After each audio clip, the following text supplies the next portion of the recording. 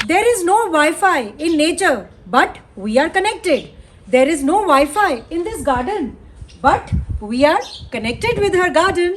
आज मैं जिनके गार्डन में आई हूँ वो एक पीएचडी है माइक्रोबायोलॉजी में, वो भी एम्स से। एक गोल्ड मेडलिस्ट भी है बॉटनी ऑनर्स की दिल्ली यूनिवर्सिटी।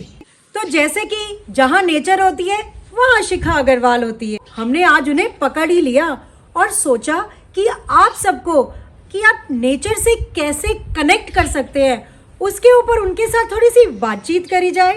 तो बहुत बड़ा ऑनर है मेरे लिए और मेरे चैनल फ्यूचर्स फ्यूचर के लिए। आज मैं आई हूँ डॉक्टर करुणा पाल गुप्ता जी के यहाँ। नमस्कार दोस्तों and thank you Shikha. Hello Karuna ji, आज तो हमें बहुत ऑनर फीलिंग हो रही है कि हम आपके यहाँ पर आए हैं। आप आज हमें ये बताइए कि नेचर थेरेपी या इको थेरेपी एक्चुअली होती क्या है? शिखा, ये बहुत वैलिड क्वेश्चन आपने पूछा, थैंक यू। नेचर थेरेपी की अगर हम बात करें तो जितनी भी हमारी नेचुरल एनवायरनमेंट में चीज़ें हैं, जैसे जंगल हैं, पार्क हैं, खेत खलियान हैं, पेड़ पौधे हैं, ये सब थेरेप्यूटिक होते हैं। अच्छा। और ये ना सिर्फ हमारी फिजिकल बॉडी पर अपितु हमारी माइंड पर और हमारी सोल पर भी काम करते हैं। अच्छा। और अगर मैं कहूँ तो एक पूर्ण रूप से काम करते हैं, अ होलिस्टिक अप्रोच। और जब ये एक होलिस्टिकली काम करते हैं हमारे ऊपर, तो हम बहुत सारे पैरामीटर्स पे बेटर होते हैं, जैसे physical, social, emotional and psychological and also spiritual. पेड़ पौधों से हमें ये इमोशनल कनेक्ट कैसे मिल सकता है? अभी आपने कहा ना that there is no wifi in my garden and still we are connected. This is that emotion कि हमारा वाईफाई नहीं है, लेकिन जिस तरीके से हम अपने पेड़ पौधों को पालते हैं, ये बच्चों की जैसे होते हैं। अच्छा। जैसे हम उनको बड़ा करते हैं तो हम अपने आप कुदरती इमोशनली कनेक्ट इनके साथ हो जाते हैं। एक कितनी सुंदर फीलिंग होती है ना शिखा, जब हम एक छोटा सा पौधा लगाते हैं और हम हर दिन उसको देखते हैं कि अरे आज एक नन्ही सी कली आ गई, उससे तो पहले कुछ पत्ते निकल के आ गए। ये बात तो सही कह तो रहे हो। ये सब क्या है? This is all an emotional connect. क्या बात। तो आजकल हम देखते हैं, जैसे काफ़ी बारी मैं भी पेरेंट्स, मैं खुद भी एक मदर हूँ, ये प्रॉब्लम आती है कि हमारे बच्चों जो है वो हमसे इमोशनली कनेक्ट नहीं हो पाते, या अगर वो नेचर से एक इमोशनल कनेक्ट रखें अपना, तो के लिए एक बेटर लाइफ अपॉर्चुनिटी आती है। जी जी, ये बिल्कुल उनके लिए एक बेटर लाइफ अपॉर्चुनिटी है। और बच्चों को, आज के यूथ को मैं यही संदेश देना चाहूँगी कि वो जितने ज़्यादा अपनी नेचर के साथ कनेक्ट होंगे उतना बेटर होंगे। और इससे पहले मैं ये बात कहना चाहूँगी that we need to understand the difference between in nature and with nature. In nature and with nature, जी, ये क्या बात हुई? तो नई टर्म्स ही सुनी है मैंने। जी जी शिखा, इन नेचर यानी हम सबको नेचर पसंद है। हाँ। और हम सब नेचर में रहना चाहते हैं। हाँ। That is we are living in nature. ऐसे एंड ही- नेचर ऑक्सीजन देती है। जी जी, ये तो सबको पता है। और हमारे बच्चे भी नेचर में रहना चाहते हैं, लेकिन क्वेश्चन इन नेचर में रहने का नहीं है, सवाल है विद नेचर। अच्छा। कि कितने बच्चे या कितने ऐसे एडल्ट्स हैं जो with nature, that is actual तौर पे नेचर के साथ जुड़े हुए हैं। जब हम ये इमोशनल कनेक्ट फॉर्म करते हैं ना, तभी हम बोलते हैं विद नेचर। अच्छा, गार्डनिंग करके और विद नेचर रह के, जैसे आजकल मैंने ना इतने बिजी लाइफस्टाइल में देखा है, लोगों के पास पहले टाइम होता नहीं है एंड बहुत स्ट्रेसफुल लाइफ हो जाती है। देन दे थिंक कि हम लोग किसी आश्रम में चले जाए या किसी ऐसे सेंटर, या काफ़ी बारी गलत आदतों में भी आज की डेट में हमने देखा है बच्चे पड़ जाते हैं। तो वहाँ पर जाके भी ज़्यादातर जो बच्चे वापस आते हैं कहते हैं हम नेचर में थे। क्या ये सही है कि कुछ समय तो हम अपने भागदौड़ में बिताएं, फिर कुछ टाइम के लिए हम नेचर में चले जाएं, तो ये हीलिंग प्रोसेस हमारा ठीक रहता है उससे? आपने बहुत अच्छा क्वेश्चन किया है कि हम ये कहते हैं कि जब हमें कुछ प्रॉब्लम आती है तभी हम इन रिहैबिलिटेशंस में जाते हैं, जहाँ पर हम अपने आप को हील करके आते हैं। हाँ जी। तो मैं ये कहूँगी कि ये आने ही ना दें। हाँ जी। क्यों ना हम घर में एक छोटा सा ही सही एक प्यारा सा हरा कॉर्नर बनाएं और अपनी आदत भी चेंज करें और अपने साथ अपने बच्चों की आदत भी चेंज करें और सेल्फ हीलिंग शुरुआत करें शुरू से ही। क्यों हम वेट करें कि प्रॉब्लम आएगी तभी हमें आश्रम जाना है? और वहाँ पे भी हम नेचर रिलेटेड एक्टिविटीज़ ही तो करते हैं। जी जी, वहाँ पर भी वो आपको नेचर से ही कनेक्ट करवाते हैं। मेडिटेशंस होती हैं और बहुत सारी ब्रीदिंग एक्सरसाइजेज होती हैं। क्या आप जानते हो पेड़ों के नीचे हमें मैक्सिमम ऑक्सीजन मिलती है। And this nature, plants and trees, they are antibacterial in nature okay. And there is lot of prana energy. तो हम इसी पर तो फोकस करते हैं आश्रम में भी जाकर। ये सब तो हम अपने घरों पर भी कर सकते हैं। सिर्फ काम करना है, एक पेड़ लाना है, एक पौधा लाना है और उसके साथ मैं फिर कहूँगी इमोशनली कनेक्ट करना है। क्योंकि आजकल बच्चों में इमोशनल इनस्टेबिलिटी बहुत ज़्यादा है। आई थिंक अगर वो नेचर के साथ कनेक्ट अपने आप को फील कराते हैं तो वो जब इमोशनली स्टेबल होंगे तो मे बी उनकी परफॉर्मेंस भी बेटर होगी। जी जी, ये बिल्कुल आपने सही कहा कि जब हम पेड़ पौधों के साथ जुड़ते हैं तो हम इमोशनली उनके साथ कनेक्ट होते हैं।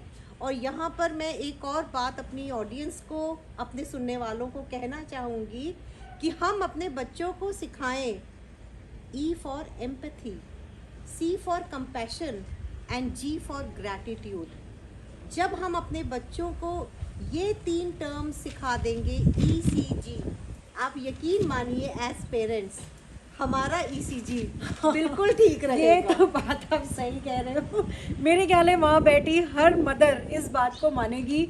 और अगर उनमें से किसी ने भी अपने बच्चों को प्लांटेशन की तरफ भेजा या उनको प्लांटेशन करवाई तो हमें लगेगा हमारा आज ये प्रयास बिल्कुल सफल हो गया है। करुणा जी की जो नॉलेज है हमने उसे यूज़ किया है। और थोड़ा सा मैं इसमें साइंटिफिक भी होना चाहूँगी। हाँ जी। कि जब हम या हमारे बच्चे नेचर की तरफ मुड़ते हैं तो हमारे अंदर हैप्पी हार्मोन्स का निकास होता है। अच्छा। और हैप्पी हार्मोन्स जैसे सीरोटोनिन, डोपामीन, जब ये हमारी बॉडी से रिलीज़ होते हैं तो हम अच्छा फील करते हैं। हमारे अंदर जो एंजाइटी है, जो हमारे अंदर स्ट्रेस्ड की जो भावनाएं होती हैं वो कम होती हैं। क्योंकि एक हार्मोन होता है cortisol hormone which is a stress hormone. तो ऐसा देखा गया है कि जो लोग, जो बच्चे नेचर की तरफ मुड़ते हैं उनके अंदर कॉर्टिसोल की मात्रा कम होती है। And connecting with nature is boosting your immunity. तो क्यों ना हम ऐसा काम जो आसानी से हो जाए और हमारे टोटल वेलबींग पर भी काम करे, तो क्यों ना हम नेचर की तरफ सभी मुड़े। पर जैसे आजकल ज़्यादातर क्या होता है, पेरेंट्स को लगता है बच्चों को जरा सी कोई दिक्कत आई वो मेडिकल हेल्प सीख लेना करने लगते हैं या किसी डॉक्टर पे ले जाना।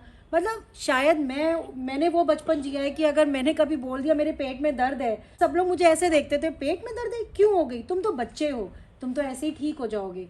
पर आजकल अगर बच्चों के पेट में दर्द है या जो भी है तो पेरेंट्स बहुत जल्दी उनको जैसे विदेशी दवाइयों की तरफ ले जाते हैं। कहीं ना कहीं आपको लगता है कि अगर वो नेचर से कनेक्ट करेंगे छोटी मोटी इनकी दिक्कतें भी ठीक हो जाएंगी? बिल्कुल, whatever said and done, जो साइंस है we can't challenge a science. अगर कोई फिजिकल प्रॉब्लम है, yes we need to go and consult a doctor, but then there are many things you know which take place in our mind. हाँ वो जी। ऐसा कहते हैं ना, you are what you think. Yes. So आजकल क्योंकि हम देखते हैं कि यूथ में एक इमोशनल क्रंच आया हुआ हाँ है, जी। They are not connected with nature, तो बहुत सारी चीज़ें ना फितूर में हमारे दिमाग में आ जाती हैं।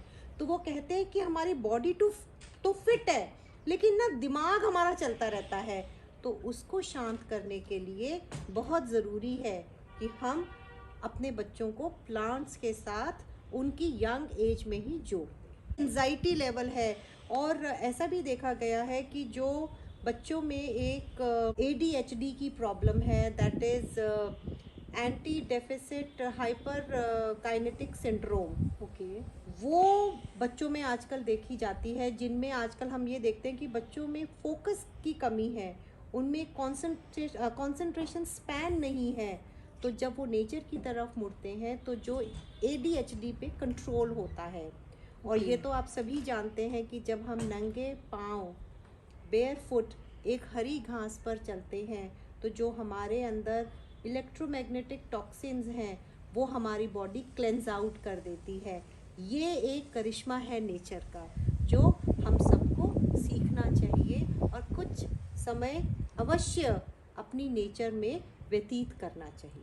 आजकल ज़्यादातर बच्चों में देखा गया है कि वो अपनी डे टू डे एक्टिविटीज़ भी इतने अच्छे से नहीं पूरी कर पाते। जैसे कभी तो उन्हें खाना नहीं बनाना आता, या कभी उन्हें घर नहीं संवारना आता, तो उसके कारण भी काफ़ी स्ट्रेसफुल लाइफ हो जाती है। तो क्या हमारी नेचर इसमें भी उनकी हेल्प कर सकती है? बिल्कुल कर सकती है। आजकल के बच्चे, हम कहते तो है मल्टीटास्किंग कर रहे हैं, हाँ जी। बट मल्टीटास्किंग का मतलब है they are over using the social media, है ना। सो वो ना करके अगर हम बच्चों को इंडल्ज करें सम फिजिकल एक्सरसाइजेस के लिए, अब फिजिकल एक्सरसाइजेस करेंगे वो भी बोरिंग हो जाएगा। तो क्यों ना एक ऐसी हॉबी नर्चर करी जाए जहाँ पे हॉबी की हॉबी है और एक फिजिकल एक्सरसाइजेस भी हो रही हैं। So what better than going into nature and working towards gardening. But मैं आपको एक बात बताऊं, मैंने आज तक जितने भी गार्डन टूर्स करे हैं या जो भी है, जितने भी गार्डनर्स हैं, they all are good cooks. तो आई होप आप भी एक गुड कुक है। अब ये तो मेरी फैमिली को पूछना पड़ेगा, but yes I am a good cook, because वो कहते हैं ना कि जब हम नेचर की तरफ जुड़ते हैं तो हमारे अंदर एक फोकस आता है। फैमिली को नर्चर भी करने का मन हाँ, करता हम है। फैमिली को भी नर्चर करते हैं। हम एक, क्योंकि हम एक टोटलिटी पे काम करते हैं। हमारा जो एक पावर ऑफ, जो पावर है, जो एक यूनिवर्सल पावर है, वो हमारे ऊपर एक टोटलिटी पे काम हाँ करती जी, है। हाँ जी। तो हम हर चीज़ को बेहतरीन तरीके से समझते हैं और बेहतरीन तरीके से उसको अंजाम देते हैं। हाँ, ये मैं भी फील करती हूँ कि जितने भी गार्डनर्स होते हैं, एक्चुअली कुछ रंगों की समझ, जैसे आजकल हम रंगों की बात करते हैं कि हमारी गार्डनिंग में तो बहुत सारे रंग मिलते हैं, कुछ थेरेपीज भी आ रही हैं जो कलर को लेकर आ रही हैं। तो गार्डनिंग करके भी क्या हम उन रंगों से जुड़ के भी अपने आप को हील कर सकते हैं? बिल्कुल कर सकते हैं। देखो, ये एक तरह की स्यूडो साइंस है। अच्छा। एज इन, अगर मैं कहूँ तो ये कंटेम्प्रेरी एक पैरेलल साइंस है, which is in complementary to the main medical science. So ये तो नहीं मैं कहूँगी कि हम अगर रंगों की तरफ जुड़े तो जो हमारी फिज़िकल प्रॉब्लम्स हैं वो ख़त्म हो जाएंगी, ऐसा तो मैं नहीं कहूँगी। लेकिन हाँ, कुछ हद तक ये हमारे माइंड पर काम करती है। हम अच्छा सोचते हैं, हमारी एनर्जीज़ भी बूस्ट अप रहती हैं, और जो डिफरेंट कलर्स होते हैं उनका एक अलग अलग उनका उनके सिम्बॉलिक्स अलग अलग हैं। जैसे रेड कलर है वो अपनी वाइब्रेंसी के लिए फेमस है। हाँ वो जी। कहते हैं ना कि जब हम कभी डार्क कलर पहनते हैं तो हमको खुद से बड़ा अच्छा लगता है। तो ये एक ना फील गुड फैक्टर होता है जब हम हाँ। कलर्स को देखते हैं। So I am really feeling good to come here. मतलब जैसे मैंने आपके घर में एंटर किया, इतने सारे कलर्स देखे, मैं अपनी दुनिया भूल गई थी और मुझे लग रहा था बस मैं इन रंगों में ही रह जाऊं। ऑफ कोर्स रंग है तो हम हैं। The whole life is all about the color, and indeed, yes, there has to be a color in everyone's life. That is true, that is true. अच्छा, हम आजकल सुनते हैं मेडिटेशन के बारे में कि मेडिटेशन करो, बट अगर मैं एक अपनी भी बात करूँ तो शायद मेडिटेशन करने की कोशिश में मैं वो फोकस नहीं अपने माइंड में ला पाती। But I can do gardening, तो क्या गार्डनिंग भी मेरे लिए एक मेडिटेशन है? बिल्कुल।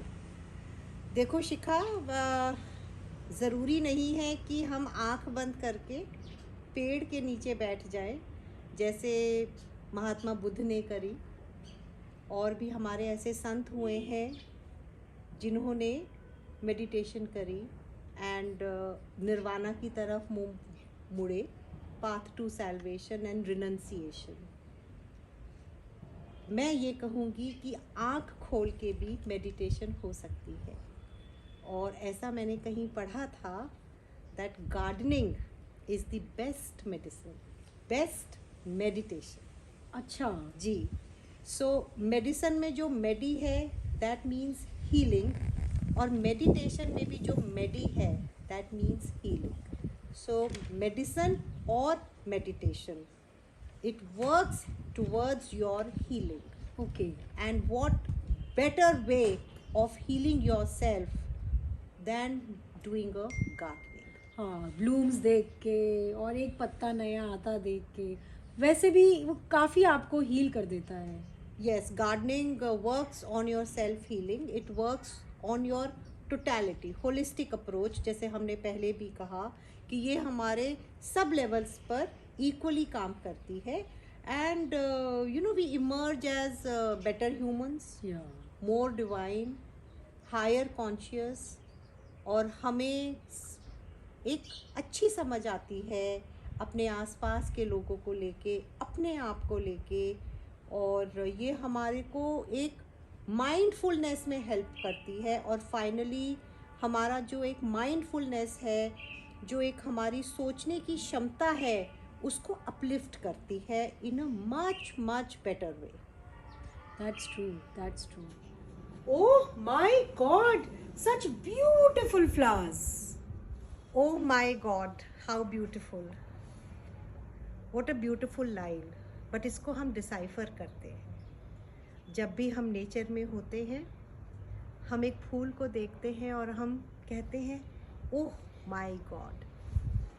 अगर हम ओह कहें और इसका मतलब समझें, डीप मीनिंग, सो ओह मीन्स कि हम एक फूल के प्रति कनेक्टेड हो रहे हैं एंड उसने हमारी अटेंशन गेन करी है और हम अट्रैक्ट हो गए टूवर्ड्स दैट ब्यूटीफुल फ्लावर। और अट्रैक्ट कैसे हुए? अट्रैक्ट माइंडफुली हुए। So that is the meaning of oh. Now I come to my. When I say my, that means कि जो हमने एक फिजिकल फ्लावर देखा है और जो हमारी आँखों ने महसूस किया है, that beauty of that flower, वो हमारे अंदर गई। It touched our soul and there is a gateway, एक ब्रिज बनता है from physical eyes, it slides down and touches our soul. So that is my. And when I say God, then I say that all of us undergo our own journeys of belief. But then finally, we all need to understand that हम सब एक single web of life में रहते हैं and we are all connected. So I always say that there is a connectedness और एक connectivity होती है between all the living beings on this universe. So this is, oh my God, how beautiful. How beautiful means कि जब हम इन पेड़ पौधों को देखते हैं, जब हम इन फूलों को खिले हुए देखते हैं, तो हमारे अंदर एक ऐसी फीलिंग आती है, हम इच्छुक हो जाते हैं कि जब ये छोटे छोटे सुंदर फूल इतने प्यारे लग सकते हैं, तो हम अपनी लाइफ को भी क्यों ना सुंदर बनाएं और अपनी लाइफ को भी क्यों ना ब्यूटीफुल बनाएं। So this is all about oh my God how beautiful.